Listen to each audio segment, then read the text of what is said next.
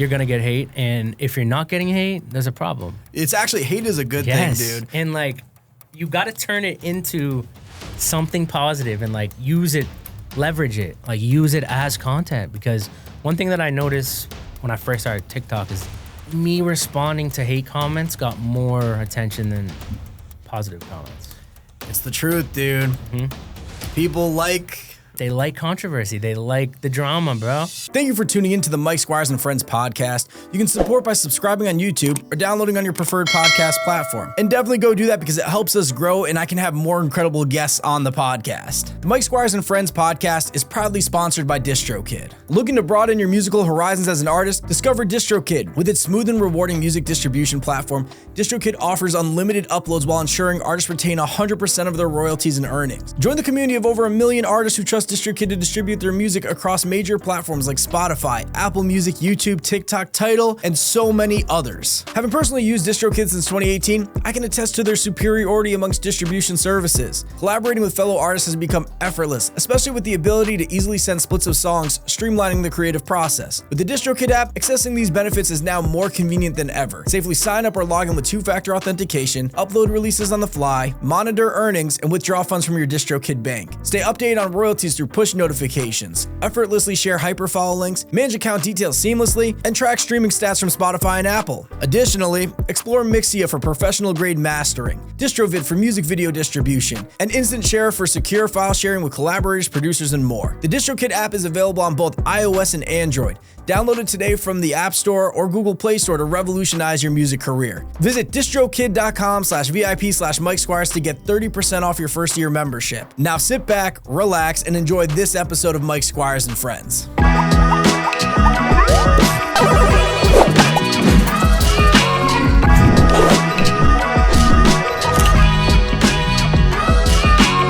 Today, I'm joined by a new friend. You know, this is our first time meeting in person, but I feel like I've known him forever just based on his social media clips. He's a social media wizard, incredible artist, Massachusetts native. JayRoddy, welcome to the Mike Squires and Friends podcast. Thank you for having me, bro. Bro, I'm excited that you're here, dude. It's good to meet you. I've seen a lot of your content, and the community's so big. And, like, I feel like I've known you for years already, man. Well, that's what I'm saying, dude. Like, we kind of had this conversation before we started the podcast, but, like, you know, we have, like, mad mutuals. I know, like, Elijah Kyle's a mutual that we have. And, you know, having all these mutual friends, you really do feel like you know people. And something about the internet makes me feel like when we got up, it was like, it's like we've known each other forever. Seriously. And, like, one thing that I noticed with meeting other creatives is, like, there's no forced conversation, man. It's just everyone's got the same mindset and goal. So it's just like, it's easy, bro. It all clicks. Yeah. So I know you're from a small town in Mass. But what's your story, dude? I'm like trying to figure out what is JayRoddy's story? You know, what was coming up for you? What did that look like? I mean, small town, not much going on there. I mean, over the past years, it's kind of grew a little bit. But music has always been a part of my life. My mom was really into, like, different genres, like, for example, like Usher growing up, Earth, Wind, and Fire, Neil Diamond. So I've been surrounded by music a good amount. But nothing really too serious or crazy about my upbringing. But I know that you ended up getting into hip hop, like listening to 50 Cent. You listened to DMX, Biggie. Like, what got you into hip hop? So my best friend in third grade, Mike Celtics, he, for some reason, his older brother was big into, like, Slim Shady, D12, Snoop Dogg, all that. But my mom wouldn't let me listen to that. So whenever I went to his house, I could listen to whatever. So I really got into, like, 50 Cent. Eminem was top tier back then. Yeah, and one thing I know that you did early on is that you did a freestyle over the Bill Gates instrumental of Lil Wayne. Wow. Yes. Well, dude, that used to be my ringtone. Not your version necessarily, but the instrumental of the song. But yeah, like, is that one of your first musical efforts, or like when did you get to start making music? So that was a little bit later. I first started with, you probably remember the app I Am T-Pain? Yes, I do. I am familiar with that app. So this is a time where, like, I wanted auto-tune so bad, but I didn't know how to get it, or it was just too expensive. So me and my boys would just sit around and we would just take turn. We would all write something, and then we'd have to go in a full circle and do it in one take because you couldn't chop it up back then, you know? Yeah. It makes me curious, like, you know, you bring up the I Am T-Pain app. I had it. You had it. I mean, T-Pain must have caked off of that app, dude. I hope so, bro. I hope. Me too, yeah. But it's kind of crazy that, like, I wonder how many other artists were influenced by, like, an app, you know? But one thing I also know about you that early on is that a game-changing album for you was a Drake album. Of course. It was Take Care. Yep. How did that album change your game, dude? Just the emotional part of it, man. Like, I actually, at the time, I was going through a breakup, so it hit my soul a little bit. Listening to, like, Take a Shot for Me, bro, I would tear up a little bit. I'd be like, this is some real shit. Like, I think this is a good way to really get your emotions out there, because at the time, I was going through some family issues, and I really didn't know how to escape from it. So that's kind of where that album influenced me to start releasing my emotions through music. Yeah. Would you talk about some of those issues? Yeah, of course. What were you going through? Well, just like I grew up in a small town, like probably middle class. My dad was a very successful contractor, but my mother, she's been battling with mental health, depression, substance abuse issues. So there's a lot of ups and downs in my life that I couldn't control, but at the time I thought like I was part of the reason for it. So I just didn't really know how to express my feelings or emotions or tell people about this thing because I was embarrassed by it. And I felt like no one would relate to what I was going through. So that's kind of where the music came in and helped me find my way. Yeah, when you start telling your story, you might be surprised to find out how many people actually do relate. Because even you just saying it there, I definitely have people in my life that have gone through it. And, you know, I've had moments where it's like, dang, did I contribute to this, you know? But what I've learned through, you know, my friends and family that have gone through substance abuse is it's hard for people to change unless they want to change, you know? So what's something that helped you like kind of overcome that feeling? Just freeing myself from thinking that I was part of it, you know. As I got older, I realized that you can only control what you can control. And I got big into like manifestation and quantum physics, kind of just like detaching from outcomes and just things that you can't control in general. And that really just freed up my mind and my heart to like really focus on the path that I want to be on. Yeah, let's talk about manifestation a little bit too, because I believe in it too. And I'm somebody who like, I'll keep repeating what I want the thing to be until it's the thing. You know, right now I'm actually kind of in a transitional period of my life where I haven't like locked in a place to move, but I'm moving. You know what I mean? So I've been telling everybody I'm moving, even though there's nothing locked in yet. And I want to talk to you about like, what are some things that like, you know, that you manifest that you're like trying to achieve and or have manifested and you're like, you know, this worked out for me. First of all, this whole topic is something that you can't really force on people. I've tried to be like, hey, if you do this, you'll get this. And people kind of just like, whatever. And at first I'm like questioning it. I'm like, does this really help you get to where you want to be? And then it doesn't take until like a moment of clarity or like a moment of seeing this in real time. Like, holy shit, this manifestation is real. Like, for example, just if you look at where I am 5 years ago to now, I never would have thought I'd be here right now. And I mean, this is just part of the journey. I got a lot more to get to, but we're here. We're here and we're manifesting greatness every second of the day. And to me, it's more of like a mindset too, where it's like, if you put positivity in what you want out there, it's more likely to come to you. Absolutely. If you're always down on yourself, being negative, that's where you're going to stay because one, no one's going to want to help the person that's always being negative. You know what I mean? But if you're just constantly positive, you know, helping people and just putting it out there, things are bound to come. It's all frequency, you know, like what you put out, you get back. And if you're just stuck in this negative frequency, you're going to keep seeing more and more negative things. And you get stuck in that cycle. Like, for example, my mother, she is just constantly thinking of like the negative part of everything. And that's why more bad things keep happening to her. But if you look at life, like, for example, Charlie Rocket, this dude that I found, he's like huge into quantum physics. He said, for example, if you go through a red light and you say, oh, I'm late. Why do red lights always hit me? You're going to keep seeing red lights, you know? But if instead you go, red light, what is the universe saving me from? Like, what could this possibly help me with? Like, you always got to see the positive part of every situation in life.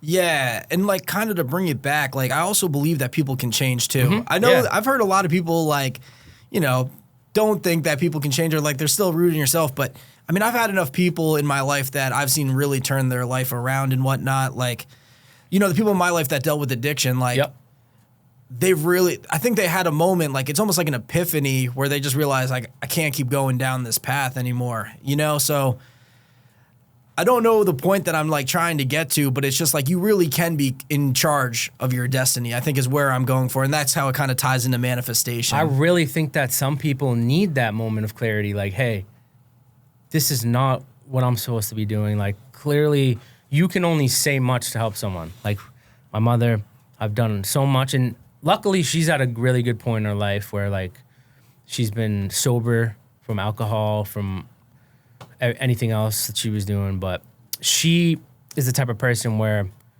you can't force things on her. She has to figure it out for herself. Yeah. And some people need that. They need...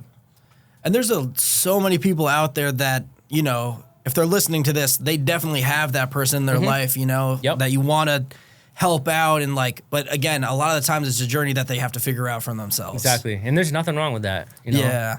So I want to pull it back to your college days. Do you have like a crazy story from college that you could share? Like music wise? I don't know. Maybe something with like the homie Tyler Jack or something, dude. Yo. Tyler Jack. All right. So my boy T-Jack, that's crazy. That's a crazy name drop. So I met him when I transferred to Framingham State. I didn't know anyone besides my two buddies that were twins, and they were baseball players, so they knew everyone. And I met T-Jack at a party at Vernon, Vernon. That was the place to be. And then we clicked. He was a real one. We just had like similar interests, similar friends, and then eventually we started rooming together. We got an apartment with a couple other buddies, and bro was a big Gucci Man guy. He loved Gucci Man, which I couldn't foresee. You know, he doesn't seem like a Gucci Man guy. But around this time, where are you at in your music career? I'm dialed in, but I'm not like at the professional level. Like I'm trying to mix everything on GarageBand. I'm kind of just making songs in my apartment, annoying my roommates, probably making trash music at the time. But at the time, it felt amazing. But around that time, I started realizing, like, I need to step up the quality, so I would get some other engineers involved to kind of level up my music, and kind of led to where I am now. You seem very self-sufficient nowadays, dude. How much of the process are you handling yourself? Everything down to the video edits, the filming, the recording. I don't mix and master, though. I have my boy Biz. Shout out to Biz. He's doing the mixes. He's doing the mastering. And then I have my boy Pav from Nebraska. He's my go-to producer. He's been cooking some crazy stuff, and we kind of built this little bond. It's like us three against the world right now. I want to talk to you about your content, dude, because I think the first video that I ever saw of you was a video where you were holding a phone up to your mouth, or someone was holding up a phone to your mouth, and it was performed. You know which video I'm talking about? Yep. Bro, your video content is so... When I first saw that video, I'm like, all right, this dude's a superstar. What's this guy's deal? You know what I mean? Your content is really good, dude. I appreciate it. And, you know, it's not even just me that feels this way. I like talk to people. I was talking with Elijah. I was talking with Doss about it earlier. And we're just like, yo, how is JayRoddy's content so good? Like, you've kind of, in our eyes, you figured out the sauce, dude. Like, you know, what made you take the leap to, like, learn all the content, and like how did you learn all the content that you put out? Because it is a process. Yeah, you know? definitely. I mean, I've been editing my videos since like before music, and I was always fascinated by videography. I remember just taking my parents' like old VHS camera, just making stupid little videos. But I noticed that once TikTok really blew up, that was the way. You know, that was the way to really get myself out there. And it's expensive to hire people to do this stuff. So I was like, I know a little bit about it. Might as well just like dial in and learn more. So I kind of just learned along the way. I'm no professional. I do things, I wouldn't say like the most professional way, but I get it done. I make it work. But I really started dialing when TikTok started blowing up, and I was like, this is my opportunity, you know? I'm a true believer that you can't even have a career in music if you don't have I agree. skills outside of just making music, because there's so much, like, that's another thing too. You make incredible music, dude. Thank you. But like, that's also just one small piece of the whole puzzle. You know what I mean? Like, there's kind of an expectation. You like need to make good music. Like, that's not even, if you're not making good music, the rest of it doesn't even matter. Exactly. So like, making music is like kind of the foundation, but like if you're not doing the content nowadays, you know what I mean? If you were to start from zero, what's like one of the first things you would do today? I would make sure that I had songs ready to go, you know? A lot of people will drop a song and it might be a hit, and then it blows up, and then they're like, what do I do now? And then they lose that momentum because they're not prepared for the next step. I would say be prepared by having songs ready, and I would tell people, use your iPhone, man. If you got an iPhone, that video quality is good enough. Is that where you shoot most of your stuff? I started with my iPhone, but I upgraded to a Sony. It's like it's an A6100. It's a vlog camera, but I mean, it's still good, yeah, dude. It gets the job done. Yeah, and the thing is, you bring up a solid point where it's like you really have to like work with what you got. You know what I mean? So, because I see some people that like sometimes get hyper focused on the equipment and all that, where it's like, you know, sometimes when you get hyper focused on the equipment, it actually stops you from even just getting started, because you're like, I can't get started till I have this, till I have this, till I have this. But the real key is just start with what you have and then upgrade along the way. Yeah. So one question I have to, like, what was the point where you like felt like it was the step to like move from the iPhone to the Sony?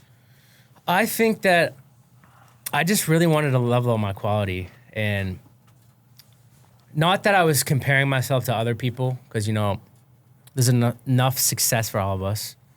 And I kind of was just like, I think I'm ready to kind of take the next level of quality. And it worked, but coming from someone that upgraded cameras, I think that you can do just as much with having an iPhone. And that's just a personal preference to have a little bit of a better camera. But at the end of the day, an iPhone is not going to hold you back. It's about just putting yourself out there, putting content out there, and really planting seeds, you know? Yeah, and it's kind of a tricky game to kind of know what works and what doesn't, because I bring this up because I've been a video guy before anything, right? Yep. And, you know, as I started rolling out this 50 States project, one of my homies who's really good at TikTok, he's like, yo, shoot it on your phone. He's like, more people are kind of used to that look, you know what I mean? So try that and see what works, you know? So I think anything can work. And there's videos that go crazy. Honestly, my most successful videos, personally, have been videos shot on my iPhone. And I do have all the expensive equipment. I was about to say that. My boy Hubble, who he's in Charlotte, I've been visiting him a lot. He's another creative. He's got all the quality equipment. And then, like, he posts, a lot of his posts are just with his phone. And I'm like, I just don't understand it. But then it makes sense, because, like, if it's a good video, a good song, you don't need an expensive camera for it to go viral or just blow up in general, you know? Yeah. What keeps you motivated, dude? Because you keep hammering the nail, dude. I'm seeing your content all the time. And, like, I mean, you've probably have, like, I think without exaggeration, I might have seen at least 500 videos. Is that kind of around what it feels like? Yeah, probably right there. Yeah. That's what I'm saying. Like, that's a lot of, you know what I mean? That's a lot of man hours putting in content, you know? Like, what keeps you, like, going? There's no plan B, man. It's this or nothing.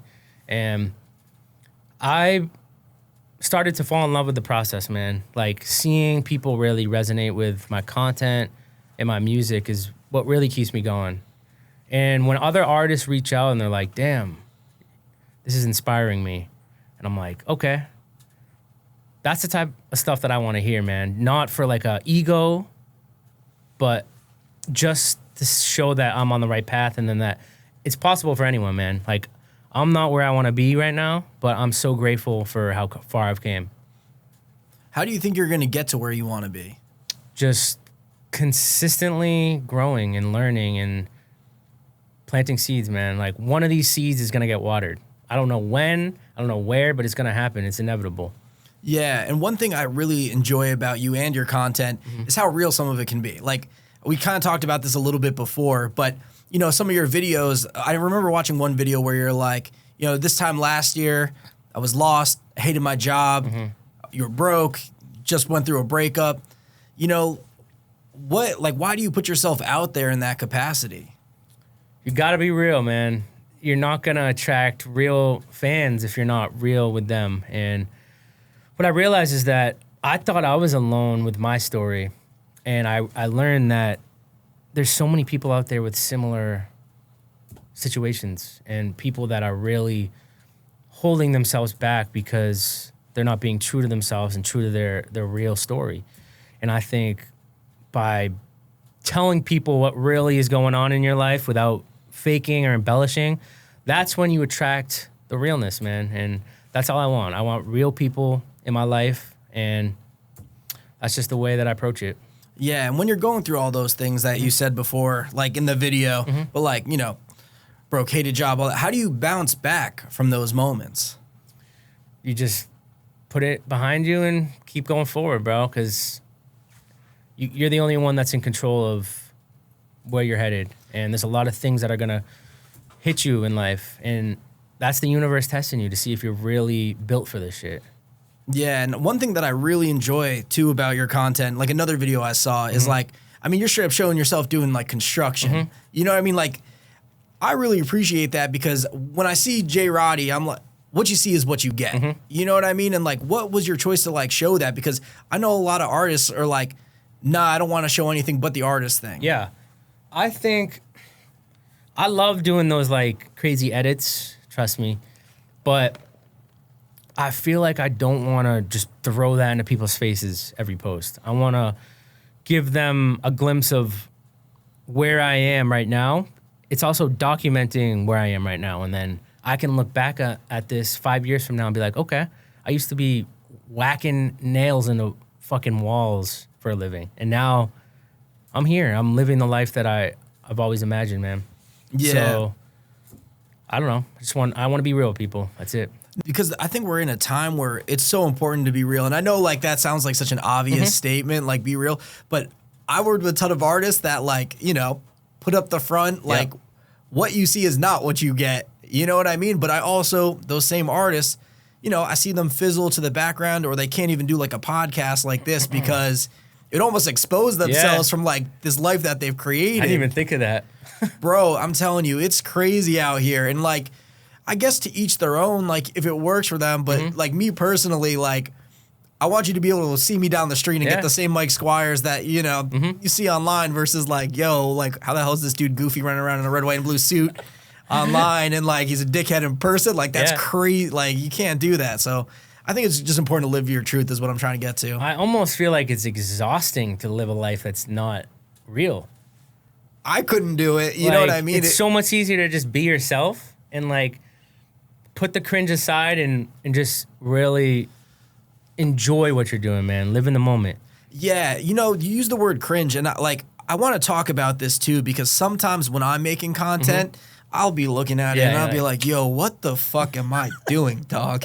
What, like, is this the reality that I've created for myself right now? But at the same time, I'm like, yo, I don't want to do anything else, and I don't view it as cringe, but I could see where someone else were like, yo, this could be, but like, do you feel like sometimes like what you're doing is cringe? Oh yeah, bro. All the time. And like when I look back at my old content, I'm like, I leave it up there because I just don't really care. I got to the point, like, I grew up a very self-conscious person, if I'm being honest. Like, I mean, my personality now is kind of like, I don't give a fuck. I'm ready. But I feel like I relate to you in that sentiment too, because like I used to care so much more, and like now I do. It's not that I don't care, right? Yeah. But like sometimes you just gotta let it go into the universe, because the things that you care about typically, no one else cares about. No one's thinking that. The thing that the little thing you're hearing in the mix, no one hears it. You know, and like I used to be like very like, you know, I'm still like that. I mean, by the way, I feel you. I do feel you. I've kind of let go a little with certain things. I've let go. You know, some things that are like out of my control. Well, especially with this 50 States project specifically, just because I'm getting so many different vocals from different like, you know, just kind of you got to be like, I just you like can't hyper focus on the little things. I think there's a lot of value in making quick decisions sometimes, and like maybe that's something we could talk about, because you don't want to end up getting caught up holding on to like a song or something for too long, to the point where like that actually ends up hurting you more than if you were just like, all right, let's get it out, on to the next one. I agree. Do you ever find that you get like caught up? I'm actually currently getting caught up. And like what you said, it almost hurts you more in the long run, because I think a song is a part of who you are in the time frame that you make the song. So if you make the song and release it 3 years later, it's not going to be relevant to like where you are in life. And also the trends in music are always changing. So like the song might not necessarily hit as hard from the viewer's perspective. So I really think that quick decision making and just like spontaneity can really spark some amazing things. Yeah, I always compare songs to darts too. And like every time you put one out there, you're throwing it at the dartboard. You never know what it's going to do. What was one of the best moments of success in your music career so far? Let me think. I am grateful for where I am right now, but I honestly, to be transparent, I haven't hit that super this is it moment yet. And I think it'll come for you though, bro, because like I said, I've watched through all your content, dude. I appreciate it. And like as I'm watching through, and everybody who's listening, if you're not familiar with JayRoddy, like go check out his content, because you look like a superstar, dog. Like the way that you present yourself, you do it in such a great way that it's like, Dawson and I were talking last night. We're like, yo, he's put himself in the frame. He's even up there in the little vinyl in the corner. You know what I mean? So it's like the effort there, the song quality's there. For me, you know, just from my perspective on JayRoddy, it is a matter of time. Thank you. What keeps you patient though? And not frustrated? I just believe, man. I really, truly believe that I'm capable of greatness. And I hope I can spread the message to other people. Like, if you really believe in something, you are planting seeds every single day. Like you said, one of them will hit darts. You never know if you're going to hit bullseye, but you never know if you're not going to hit bullseye, or you'll never know if you never try. You got to risk it regardless. And when you don't risk it, it's still a risk. Where does this believe in yourself attitude come from? Because, you know, trust me, I'm very on board with believe. Like that's my whole motto, right? Is believe before the world does. But a lot of people don't have that, dude. I've seen people that were crushing it, and like, you look at them and you're like, oh, they had everything. What happened? You know what I mean? So it's like, what keeps that feeling inside of you that you just know that you can do it? I think truly, during COVID, I was at a really, really low point in my life. Like really. And I just was at rock bottom, man. And that's when I started getting into quantum physics and really rewiring my brain to see the greatness, see the positivity. And I forced myself into this mindset. This was not easy because I'm an overthinker. I'm an anxious person. I had to physically and mentally change my lifestyle and rewire my brain to really see the light. And I can't go back to the darkness after that. What was causing the rock bottom during COVID? I was just working a job that I hated. I was drinking every day because we were in quarantine. I was single. And then after that, I got a girlfriend, which definitely helped me kind of feel less of like a loner, you know? Yeah, and you know what? You said this, and I think you might have said this in a song, but like, chasing your dream is lonely. It definitely is. You know what I mean? So what keeps you like, you know what I mean? I feel this way too. This is honestly, we could talk about it too, but like even a couple weeks ago, I like was going through a big mental struggle in my life. And part of that was like feeling isolated. And I have people around me, like I have like friends around me, but it's like sometimes you're going through these like battles, especially within music, I feel that like it's hard to explain it to. And like even like I have a girlfriend, Sarah, who's extremely loving and supportive, but sometimes, you know, she doesn't understand all the politics of music. Yep. You know, like what's something that, you know, you feel like has been a struggle within your music career that you kind of had to overcome, that like maybe some of the politics or something that you feel had to battle some of that loneliness that you felt like you had to fight alone? Yeah, I mean, like you said, you got your boys. Like I got my day one boys who have always been there for me. And I know I've always been there for them. But it comes to a point where even they can't understand like the grind of becoming a successful musician. And sometimes you just feel like you got no one to really understand where you are and like where your mindset is. And the biggest struggle was not being around other creatives. It helps so much, dude. It's unreal, bro. Like all these videos that I've made has just been me and like thinking these concepts, like all the videography, filming myself. It gets hard sometimes and like you feel burnt out. But when you have that team of creatives around you, it's just like a breath of fresh air, bro. Like you're not the only one that's conducting everything from behind the scenes, you know? Even just to call and bounce ideas off of, dude. Because sometimes, like, trust me, I am the king of just like being, and the thing, I've moved to a spot in my life where I've just alienated myself completely. You know what I mean? Like I've kind of moved to, in some senses, a small town, and that's where you've been, you know, like how do you feel that you can break out of this small town? Because there kind of is a mindset that comes with living in a small town. I know that. So it's like, how do you get out of that small town mindset, dude? My dreams are bigger than my town, that's for sure. But deep down, I don't think that I will be able to break out of this town without moving away. So that's why I've been going to North Carolina like a ton. I've been meeting some amazing creatives out there. And I think that if I want to expedite this journey and get to where I want to be, I need to break out of this small town, or at least find people in my area that are like-minded. And you know what, to talk about this, right?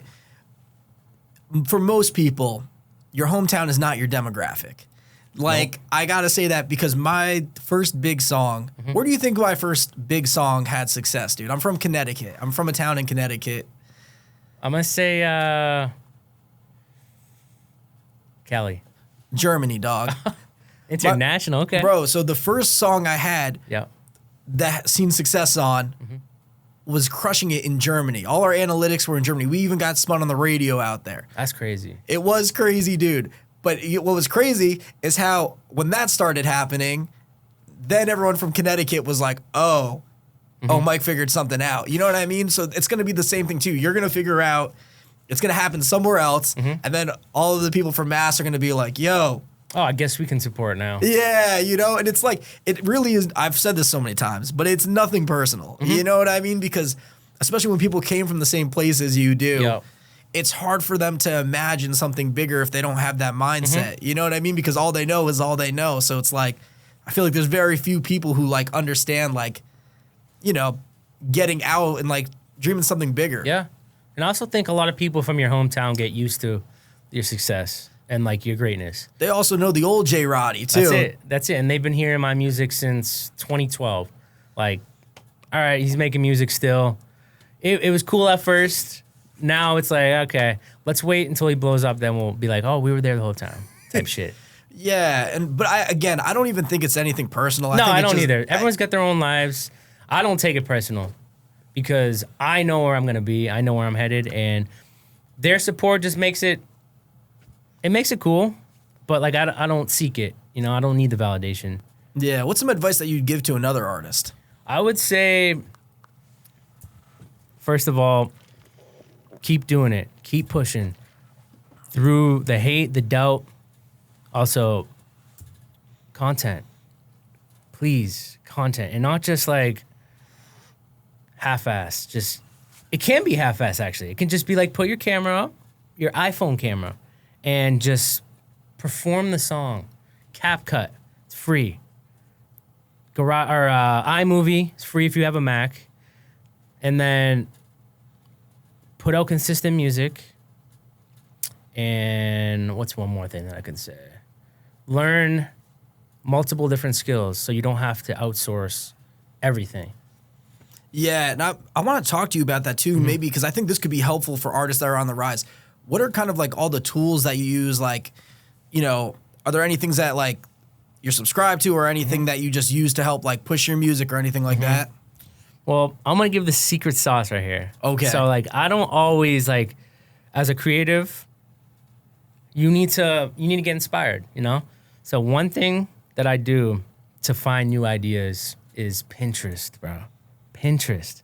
You can go on Pinterest for anything, bro. If you want a tattoo idea, boom. Cooking idea, why not a video idea? You know, and it's not always like taking a video and copying it. You could see a picture, you know, like a photography aesthetic and be like, okay, how can I make that into a video? So the video that I made with like the TV with my head in it, I saw a picture on Pinterest, and it was just like this girl laying next to a TV, and I'm like, how can I make this look dope? And it fit the song perfectly, and it just, that's why I think it clicked. Yeah, no, that is a helpful tool, and that's the thing. There really is inspiration everywhere, because I'll hear, and I've been through it too, so like no judgment, but I always hear sometimes like people will go through like creative blocks and not doing it, but really, I mean, if you get out there and just start looking, and like a lot of time is just getting up and getting started and just shooting. It's literally just starting, bro. And when I'm driving around, where are my eyes? They should be forward, but they're not.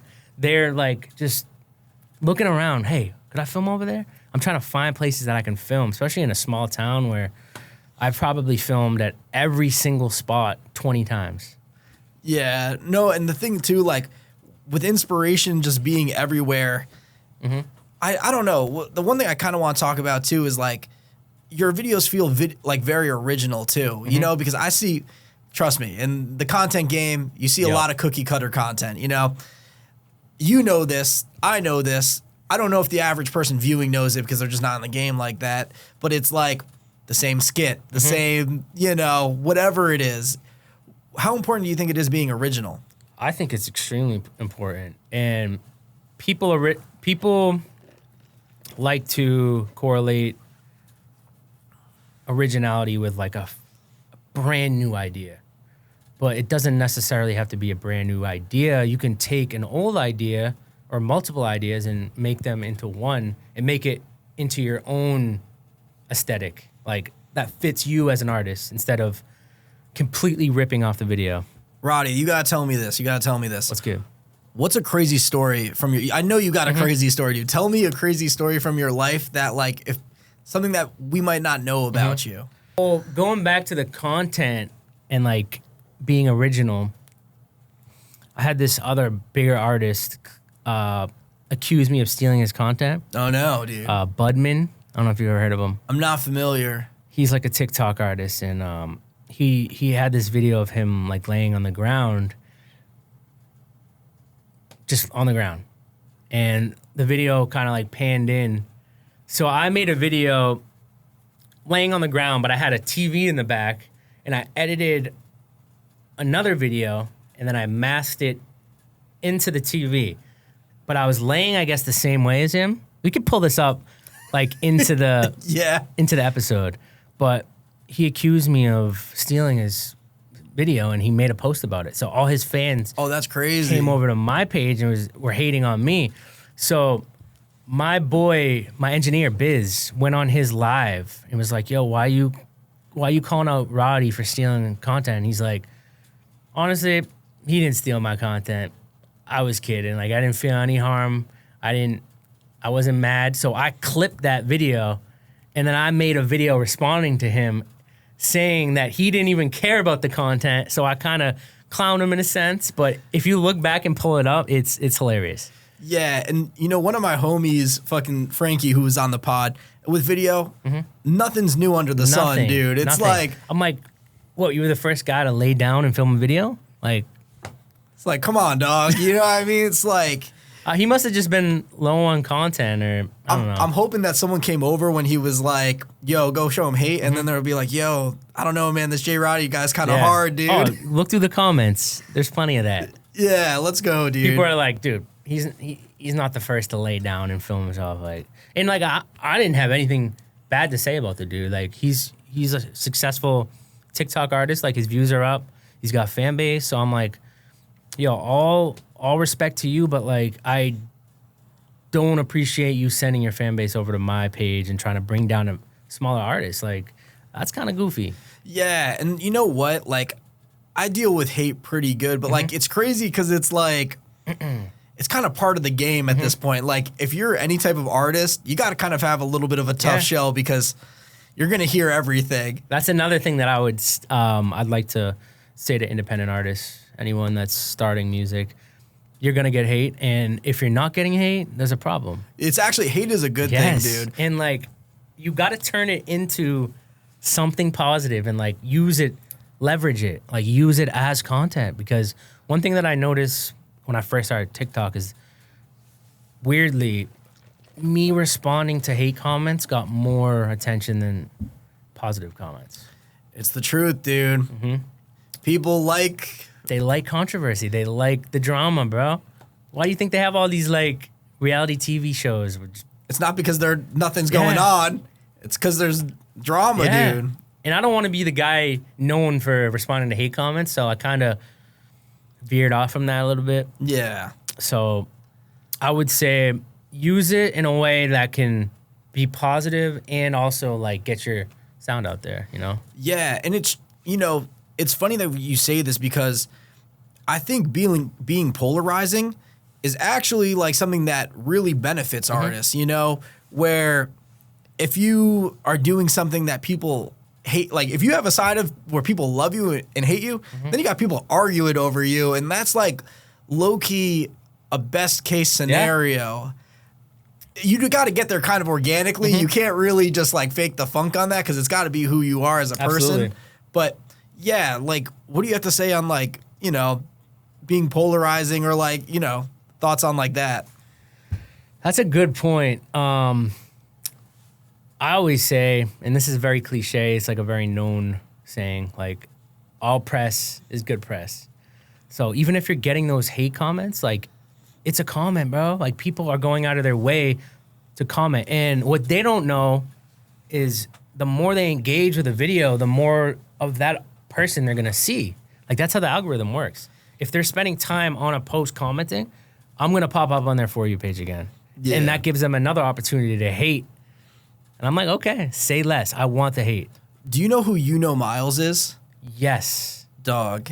So I do. One time I posted a video, and are you familiar with Yuno Miles' sound specifically? Oh, he's the, like, those like goofy ass beats, right? Goofy ass beats. That's a good way to describe him, dude. So I had a video that was picking up for me, and all the comments were like, yo, this is fire, Yuno Miles type beat. Yeah. And I was like, oh, that's good. Like, let me check out this dude, Yuno Miles. Like, maybe he's somebody I could collaborate with. Dog. Yeah. I go to click and like look up Yuno Miles, dog. Yeah. I think I just like I think I turned my phone off and just like called it a day. I was like, dang, I'm hanging him up for the day. Yeah, there was like no coming back from that. But the point is, like, if you're not enjoying the process, and listen, Yuno Miles is hard in his own right, dude. Yeah. But if you can't like laugh at it, like when people are saying stuff, again, this isn't for you because you can't take all this stuff personally. Because like, why are you going to take the opinion of someone who doesn't know you, never met you, and like make it affect you? And it does, though. It's crazy because it does. Like, not to the point where like it's gonna make you stop, but you know this young generation, bro. They're memes. They're memers. They're trollers. Like if one dude sees like Yuno Miles type beat, this brigade of Gen Zers are gonna come in. and just say the same exact thing, bro. Yeah, dude. And like, you just gotta, that's another thing we could talk about too, is just like not taking yourself so serious. Cause I see a lot of artists that take it's tricky. It's a balance because like you want to take yourself serious, but you know who, an artist that I think is pretty good at it, but like will have moments like Drake is a good artist that doesn't take himself so serious, but then there are moments where you're just like, you know, it's tricky. Like, he'll, like, for example, when the Views album came out, you know, he was embracing, like, people putting the little hymn, like, everywhere and stuff like that, you know? So what would you have to say about, like, taking yourself serious? And are you someone who takes yourself very serious and, you know? I think I take myself serious because why would I be here if I didn't? Yeah. You know? But I also, you need to be able to have fun with it. And, like, Drake, he did the Wagwan Delilah, what's it like in Toronto City? You hear that? Of course I heard it, dude. Right, You've just opened up a can of worms, so I need to hear what you need to say on this. So they're beefing, him and Kendrick. And like, this is a battle between fan bases at this point.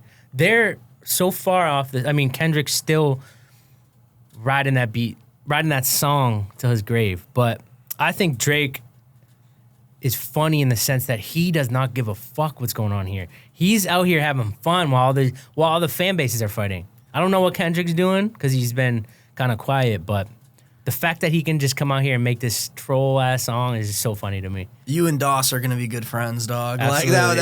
Like he's out there. He's like listening to this. He's just like, like,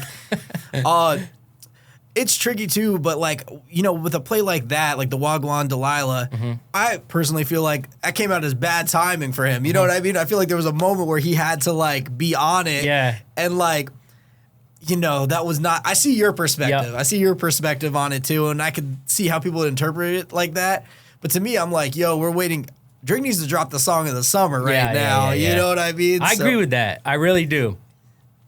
And I thought it was AI. Shout out my boy Snow Day, by the way. He's the artist that, I don't know how he pulled it off. We've been mutuals on TikTok for a while. I think it's his song. Oh, that's crazy. Yeah. So I thought it was AI at first. I'm like, yo, how is he going to drop this in the midst of all this going on? But that really just gave me the idea that Drake honestly does not give a fuck, bro. And he obviously lost in the sense that, like, he ended it out, like, kind of white flag, like, hey, I'm over this. I think we were all over it, to be honest.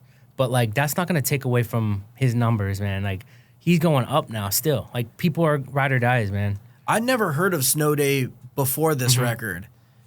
You know, if you were mutuals with, like, how was, like, was that obviously it's a game-changing moment. Like, where was he right before that, He was, I don't even think he was, like, really pushing his music, bro. He was doing that, like, Toronto accent skit, like, with that girl, like, what does he say? Sick to my stomach, fam. Like, him and this girl went viral. They were doing, like, the heavy Toronto accent type. Yeah. But then out of nowhere, I'm like, wait, this sounds like Snow Day. And it was. It's crazy. Yeah, I want to pull it back to JayRoddy, though. Yeah, Drake and Kendrick have had enough shine on the Mike Squires and Friends podcast, dude. No more. No more, dude. No more. But what was the first song that, like, you dropped that people were like, oh, JayRoddy might have something here? I think Numbing My Feelings, probably. So that's the song that I was making all, like, the crazy edits to. And I think just, like, the edit style really fit the song and, like, the beat. It's an RJ Payson beat. Yeah, he's so, really like, incredible. His stuff is so, like, I don't even know how to explain it. It's just, like, it's like electric guitar. Yeah, like hyper pop, but it's something about it that kind of just, like, tickles your ear. And my views are the highest they've ever been. So I'm like, this song might be it. And it did okay, but that was my first glimpse of, like, maybe the world will catch on. I mean, I know the world will catch on, but maybe this is the time. But we're on to the next one. We've progressed, and the next one's going to be it. Yeah, and I want to talk to you about that, too, because I think it is good to keep it pushing. We were actually kind of talking about this even before the pod, where it's like, you know, at what point do you feel like do you start going to the next one? Well, that song I promoted the hell out of, bro, and I could just tell like people were getting sick of it. So I'm like, it's probably the time to switch gears and move in a different direction. As much as I didn't want to, because I had so much hope and faith into that one song, but it could be the next one, bro.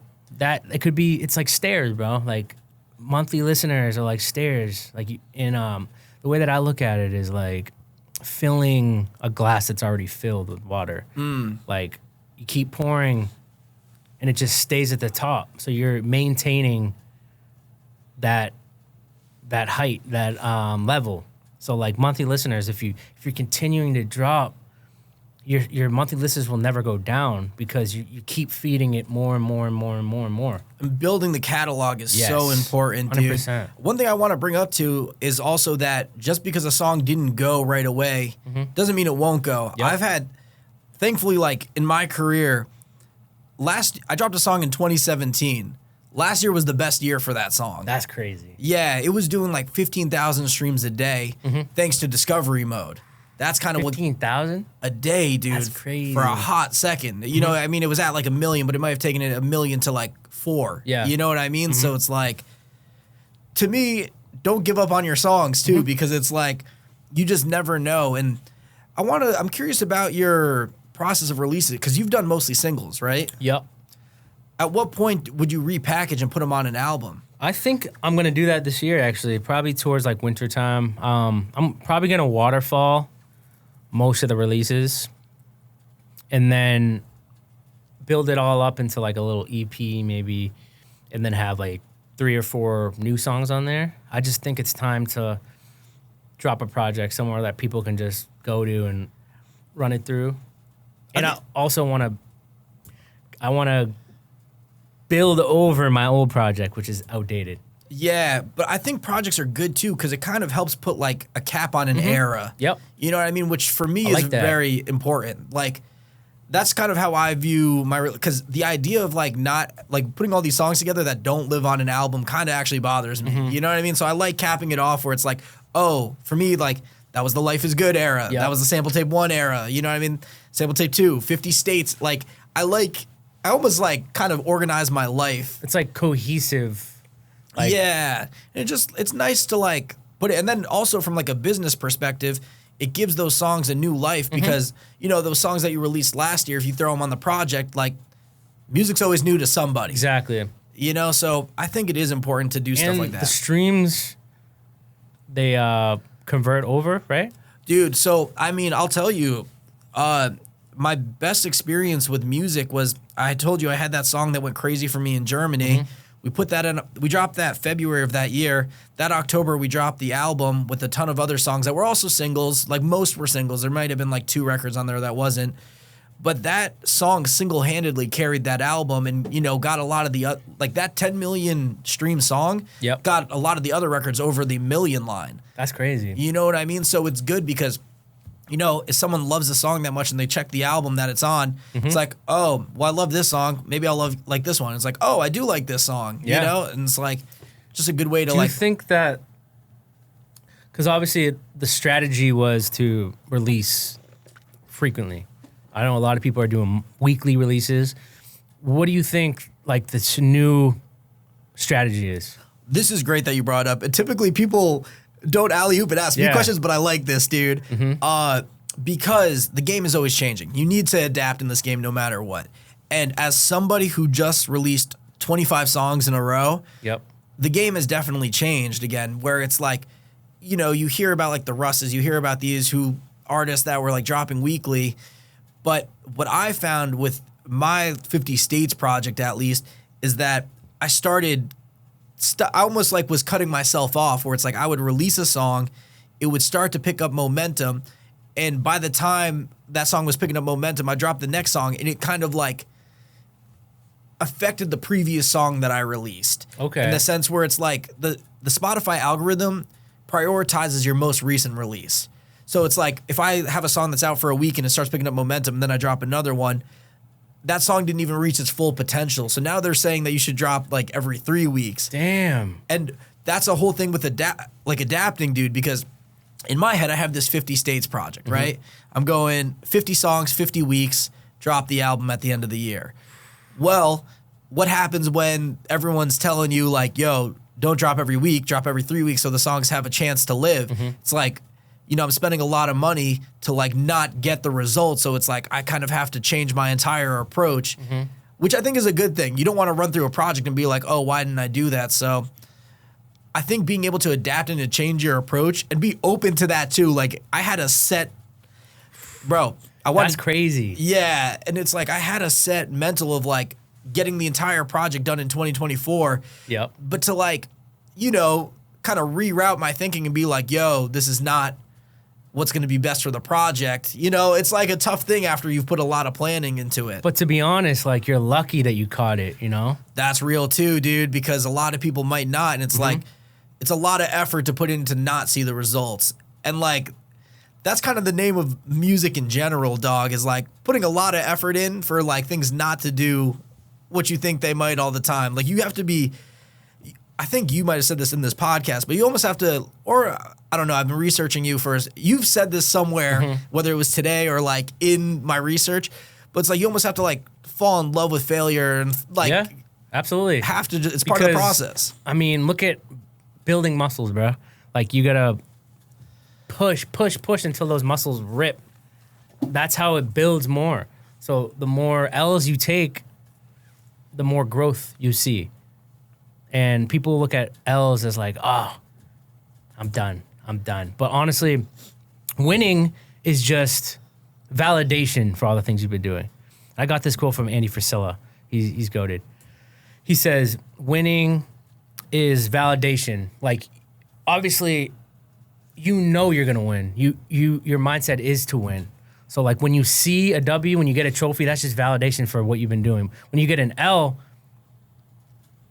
you got to look at it as like a lesson. What can I change about my strategy to make it better? You got to look at it as like an adjustment. Like, because if you're smart, you'll never make that same mistake twice. I've repeated this line on this podcast so many times. Spo said it on this podcast, but he was just like, no lesson learned better than when you personally get burned, bro. Yeah. It's like, and the thing is, you really have to enjoy the failures and kind of like learn to just like, well, that didn't work, but like on to the next thing. Exactly. It kind of is funny though sometimes too. And honestly, the failures make for the better story. That's what I always like say. I'm like, wow, that's just another thing to add to the story of that thing. You know what I mean? 100%, bro. Dude. You got to get comfortable. Yeah. What are some of the biggest failures that you dealt with that you had to like just keep it pushing, dude? I think just like believing that songs were going to be the one. I mean, I don't even consider that a failure because it's just part of the process, but I think I put like $3K into a video one time and just kind of the song was just like it didn't hit. And like that's when I started to realize music videos are dope, but if you don't have like the budget, you can just post short form content, bro. Like there's ways around it. And that's the thing, the game is adapted too. Like take this, bro, I was a music video director. That's how I entered the game, dog. Like, and you know, I've slowed down with music video, like just because the demand was down because everyone's consuming short form. With that being said though, I like want to make a transition back into doing more music videos, but not with the idea, like here's my strategy. And you know, I'll share this now because this is what I'm going to do. Love to hear it. So I want to get back into doing music videos, but when I'm shooting these music videos, I want to keep the idea of each shot that it could be its own short form video. So it's like I basically make all these shots, put them together for the music video, but then I also am able to recycle all the videos I did and That's like have smart. them, and because I think it'll be a good way for being cohesive too. So would it look like 3 or 4 completely different sets? So like, so example, let's say the music video was like one scene was driving a car. Let's say another one was standing on a building with a drone shot. Let's say another one was just walking down the street, Like right? So different fits. Yeah, so but together they make the music video. You know what I mean? But separately, they're all like short form. So then this way you have a music video that you can push with it. And then also that's genius. I'm kind of revealing my sauce before I even do it. That's But that's genius because then you can post the content in short form like it's 4 completely different videos. Yeah, and it's going to do well. And then it's also, you've already done the work. So you're You're basically Chop it just, up. yeah, it's almost like a podcast. Like we got the one long podcast, the music video, and then you put the shorts on and like, yeah. So I think it's going to be a really effective strategy as I start implementing that. I low-key thought about doing that in the reverse way. Like taking all my short form content for one song and making it, like editing it into one long video. It's kind of like the same thing. Yeah. You know what I mean? So I think it's a great way to do it because also if let's say you have a clip go viral where it's like, you know, your head's in the TV. If that's the music video shot, people on YouTube are going to recognize it right away. Yep. And all it takes is like one of the shots to go viral on the socials for someone to be like, oh, this is the same head in the TV guy. You know what I mean? Yeah, So absolutely. that's the play that I'm thinking of making. And I think I sleep on the long form content a little bit. I have a feeling it's going to make its way back. YouTube. Oh, it already had, like, I mean, I could talk to you about this too. Like, you know, we're in a podcast studio, obviously, and there's other podcasts here, but the YouTube algorithm is definitely pushing longer videos. And that's even part of the reason where like podcasts are great too, where it's like, you know, I was talking with somebody because I've told a lot of people where it's like, I haven't really seen myself as a podcaster, but I am. Yeah. You know what I mean? I'm like 50 podcasts into this thing. Sheesh. But it's to me, it's just like almost like an extension of my brand. You know what I mean? Where it's like you could see like, you know, the music's always going to be my number one. Yeah. You know what I mean? But like, there are people that might find the podcast and be like, oh, I didn't know this person did you know, also makes music. You know what I mean? So it's just an extension where vice people can versa. find it. Yeah, it really is cool. So I think the next thing we could talk about before we start winding down is, you know, just putting yourself out there, dude. Yep. Because, you know, sometimes I'll get into I'll use the word funk, where it's like, I don't feel like posting or like, you know, it doesn't feel good enough. But I also think there's value in just breaking the cycle. I agree. And I think one thing that kind of changed my perspective was the law of detachment. And I think a lot of people get into funks because they're so hyper-focused on the results and expecting too much, in the sense that if you just believe in like the unlimited possibilities of something amazing happening, then the universe will allow that to happen. Instead of being like, this video is the one that's gonna blow up, and when it doesn't, oh, god damn, like I must suck. I must be doing something wrong, you know? Sometimes you're setting yourself up for disappointment Exactly. too. And like that disappointment can end up discouraging you. So like you got to be careful with that too, because being an artist for most people is not an overnight success. Never. You know what I mean? Like It looks like that to other people, but deep down, no.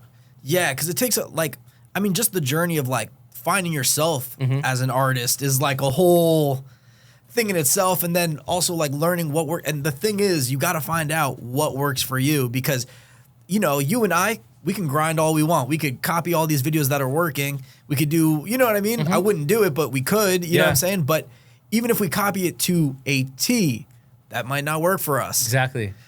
And I've always heard like, find something that works on TikTok and keep doing it.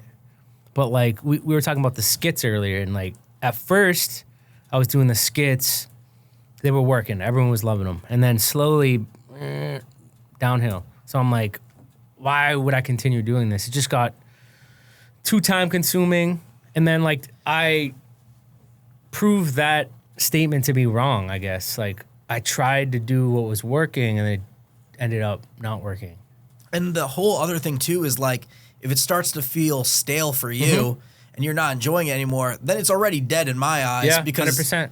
You're the most important aspect of it. Yeah, it's so hard to like push something that your heart's not in anymore. And that's one of the other things. Like I get caught in a funk. Like I'm not connected to this content anymore. Like I don't feel genuine. And that's when I'm like, all right, let's take a little switch up right here and try something new.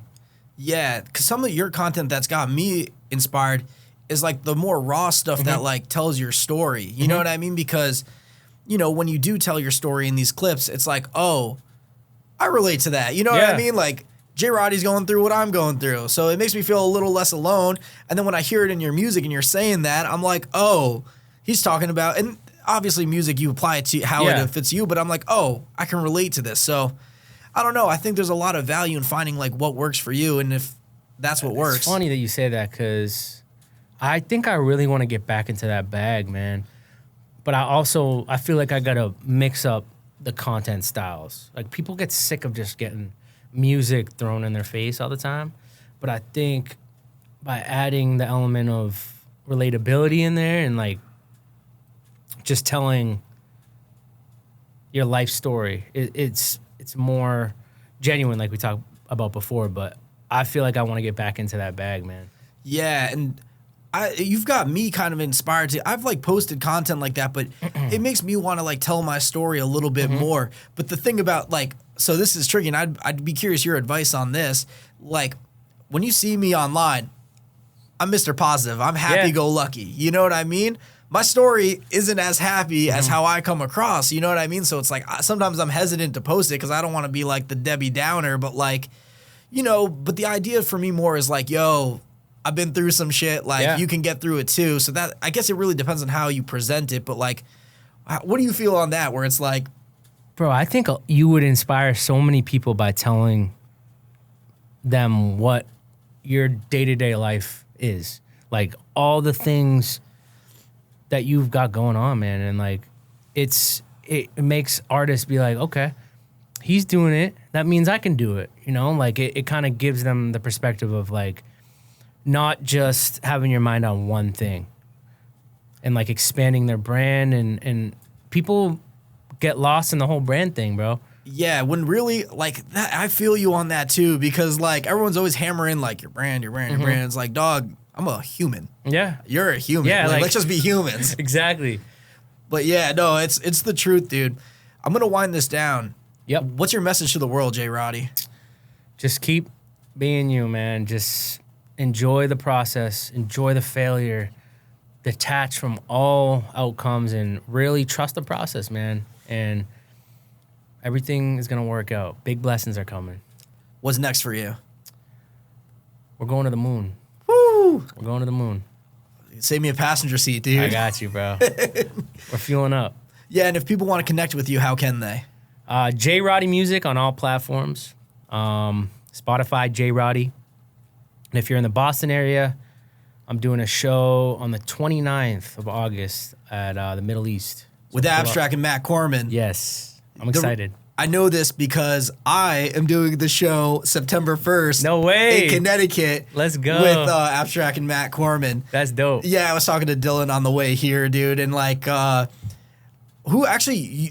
told me you were doing the show. And I was like, oh, we're like low-key on the same tour. I had no idea. That's so funny, dude. Yeah, I was like, we're both local support. Is that where you got the T-Jack intel?